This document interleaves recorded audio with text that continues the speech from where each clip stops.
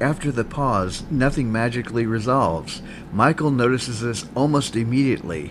The pressure hasn't disappeared.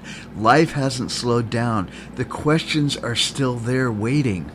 But something inside him has shifted just enough to be noticeable.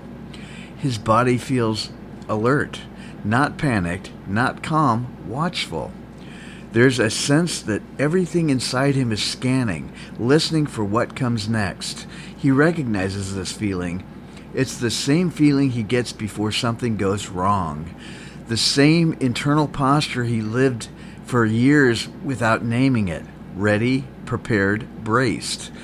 His mind tries to step in. Okay, now what? What's the right move? What's the solution? But the answers don't arrive. Instead, his body tightens again, not as sharply as before, but more deliberately. Almost like it's saying, no, not that. There's frustration. Why can't I just think my way through this? Why isn't clarity coming? He feels it in his chest, a familiar heaviness, like a weight pressing inward, and then something unexpected happens. He realizes his body isn't asking him to decide anything at all. It's asking him to feel safer, not emotionally safe, not intellectually reassured, physically safe. This realization doesn't come as a thought. It comes as a sensation. A subtle urge to slow his breathing, a desire to lean back instead of forward, a need to be softer. Even though he doesn't know how yet, he notices his breath again. It's still shallow, still cautious, like this body doesn't quite trust that it's okay to settle. So he doesn't force it. He just notices it. In, out. There's a quiet fear but underneath. If I let go, something bad will happen. If I relax, I'll miss something important.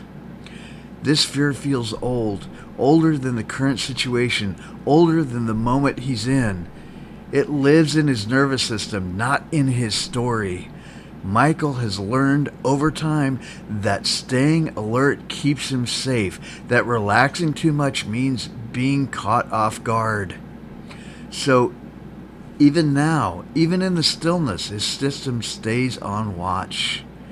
He feels the tension in his jaw, the tightness behind his eyes, the way his shoulders hover just above rest. And instead of judging it, something in him softens toward it. Of course you're like this, he thinks. You've been protecting me for a long time.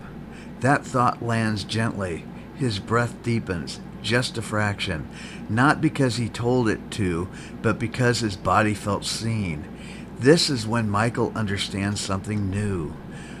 Overwhelm isn't coming from the situation. It's coming from the system that doesn't feel safe enough to stand down. And no amount of thinking will change that. His body needs reassurance, not answers.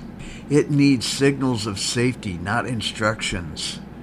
He let his shoulders drop again, not all the way, just enough. He notices the support beneath him, the chair, the floor, the ground. There's a subtle sense of being held, not fixed, not softened, held. And in that holding, something eases.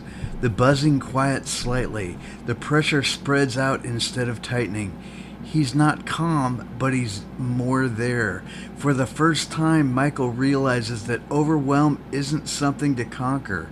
It's something to soothe. And soothing doesn't require understanding everything. It requires presence. If you're listening and noticing your own body right now, the tension you didn't realize you were holding, the breath that hasn't felt safe to deepen, nothing needs to change. Just notice. Because your nervous system isn't broken. It's asking for safety. And learning how to listen is where relief begins.